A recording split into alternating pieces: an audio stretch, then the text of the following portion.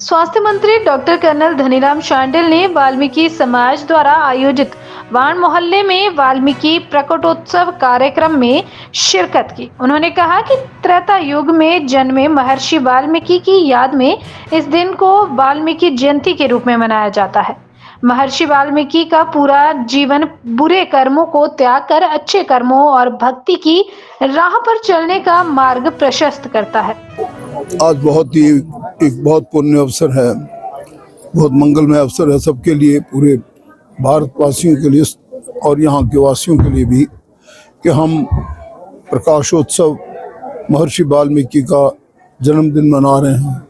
उन्होंने जो काम हमारे, मैं समझता हूँ, साहित्य और पूरे इतिहास के लिए किया है, वो भगवान राम और माँ सीता तो उन्हें याद करेंगे क्योंकि रामायण ही उन्होंने लिख दी, परंतु मानवता के लिए बहुत बड़ा संदेश दिया, जिन्होंने लव और कुश को अपने आश्रम में माँ सीता को पूरा संरक्षण देकर उन बच्चों को पाला। और मैं समझता हूँ कि ये अपने में एक पूरे परमात्मा का रूप था, उनका दिव्य स्वरूप था, जो इतनी अच्छी रामायण लिख के चले गए।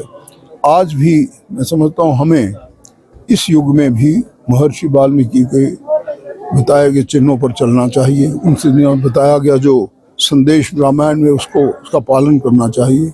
और वैसे महर्षि को तो वैसे ही याद करने से जन्म सफल हो जाता है। तो मैं इस अवसर पर जहाँ पे वाल्मीकि समुदाय के लोगों को अपनी शुभकामनाएं देता हूँ, वहाँ सभी लोगों को एक प्रकार का ऐसा संदेश कि हम मिलजुल कर इस फंक्शन को मनाएं।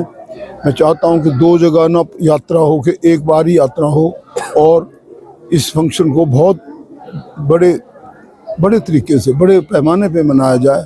मैं डीसी साहब से भी कहूँगा, इनको एक अच्छे स्थान पर वहीं से यात्रा निकले और सब एक जगह बनाएं। आप अपने मोहल्ले में पूजा हो, नो प्रॉब्लम, लेकिन एक सबके लिए, पूरे खास जनता और हमारी कॉन्स्टिट्यूंसी के लोगों के लिए वहाँ बहुत बड़ा दिन है।